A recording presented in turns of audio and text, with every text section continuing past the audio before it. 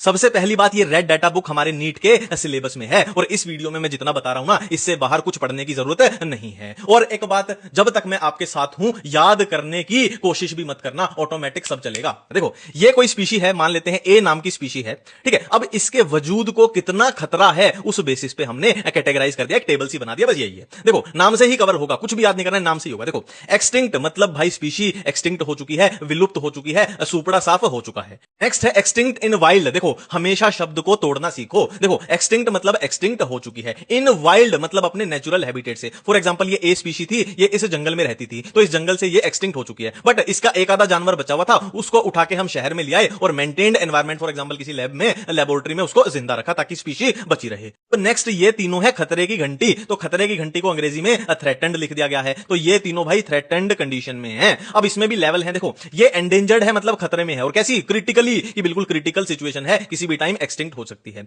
ये एंडेंजर्ड है भाई, खतरे में है, ठीक है, पर इससे कम है। और ये इससे कम है, वनरेबल मतलब असुरक्षित कंडीशन में है, किसी भी टाइम इधर जा सकती है, ठीक है। अब किसी स्पीशी के इंडिविजुअल की संख्या अगर 50 या उससे कम रह जाए तो वो क्रिटिकली एंडेंजर्ड, और 250 से कम रह जाए वो एंडेंजर्ड, और 1000 से कम रह जाए तो वो वनरेबल, ठीक है। अब लास्ट 10 सालों की बात की जाती है कि पिछले 10 सालों की अगर बात करें तो अगर किसी स्पीशी की पॉपुलेशन 80 to 90% डिक्रीज हो जाए, वो इसमें आएगी, 50 to 70% इसमें, और 30 to 50% इसमें, ठीक है। अब नेक्स्ट है नियर थ्रेटन्ड। नियर मतलब पास में है, किसके, थ्रेटन्ड के बिल्कुल पास में है, तो जाहिर सी बात है ये इसके पास में है, तो किसी भी टाइम ये इस बॉक्स में, थ्रेटन्ड वाले बॉक्स में शिफ्ट हो सकती है। अंग्रेजी में लिख दिया, शिफ्टिंग स्टेज पे ये है। नेक्स्ट है लीस्ट कंसर्न, कि भाई कोई खतरे की बात नहीं है, कोई दिक्कत नहीं है, जैसे गाय है, भैंस है, बकरी है, अच्छी खासी है, कोई दिक्कत नहीं है। नेक्स्ट है डाटा डेफिशिएंट, मतलब भाई अपने पास डाटा ही नहीं है कि उनका नंबर 2000 है, 5000 है, 10,000 है, अपने को पता ही नहीं है, तो हम कैसे बता देंगे कि खतरे में है या नहीं है। नेक्स्ट है नॉट इवैल्यूएटेड, मतलब गजब बेइज्जती वाला काम है भाई। कोई स्पीशी है एक्स नाम की, अब हम इसको इतना इंपॉर्टेंट ही नहीं समझते कि हम इस सब में उसको काउंट करें। तो देखो, इन कलर्स को कैसे याद करना है, असल में याद ही नहीं करना है, ये अपने आप हो जाएंगे। देखो, एक्सटिंक्ट मतलब भाई बिल्कुल ही खत्म हो चुकी है, मतलब कुछ भी नहीं है, और जहां कुछ भी नहीं होता मतलब ब्लैक कलर, बिल्कुल अंधेरा है, सब कुछ खत्म हो चुका है, कुछ भी नहीं है। और ब्लैक कलर के बिल्कुल पास वाला कलर ये मिल जाएगा आपको।